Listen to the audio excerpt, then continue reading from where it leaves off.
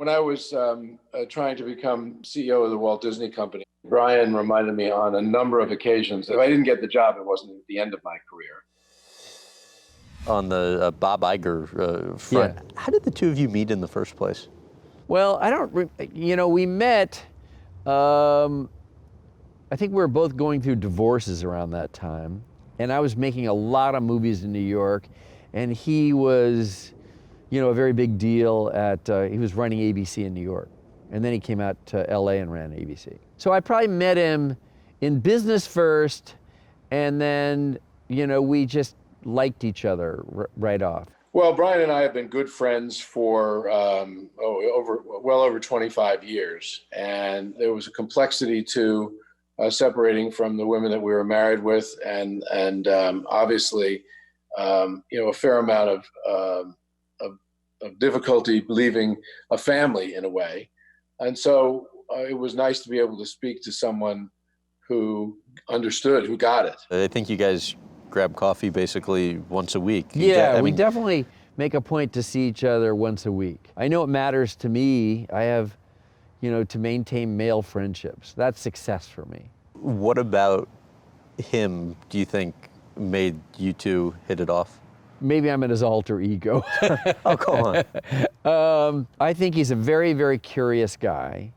He's used his curiosity to build Disney, what if I could actually get Pixar, even though Steve Jobs said no?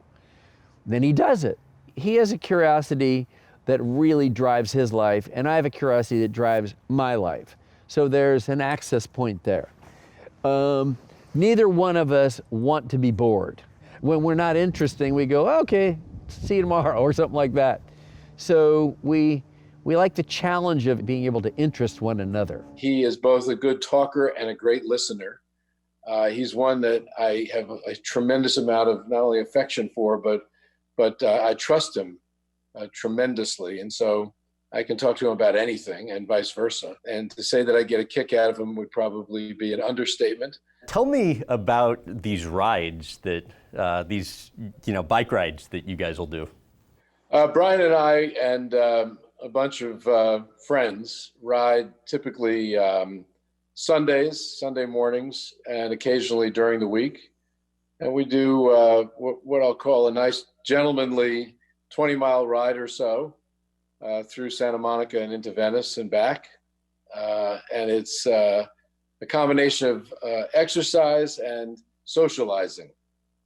And we thoroughly enjoy it, particularly during what's obviously been a pretty challenging time from a socialization perspective or socializing perspective. How about the most appreciated feedback he's ever given you? Well, Brian helps me keep things in perspective. It's not really advice as much as just spirit. He typically will enable me to not think of things in a pessimistic way, or not be dark, not have a feeling of doom and gloom. When I was trying to become CEO of the Walt Disney Company, I was involved in a pretty lengthy succession process. It was the most challenging time in my professional career. And Brian reminded me on a number of occasions that it wasn't the end of my career. If I didn't get the job, it wasn't the end of my career, and that I should keep it in perspective. How about a funny story or two over the years involving Brian that comes to mind? Oh dear.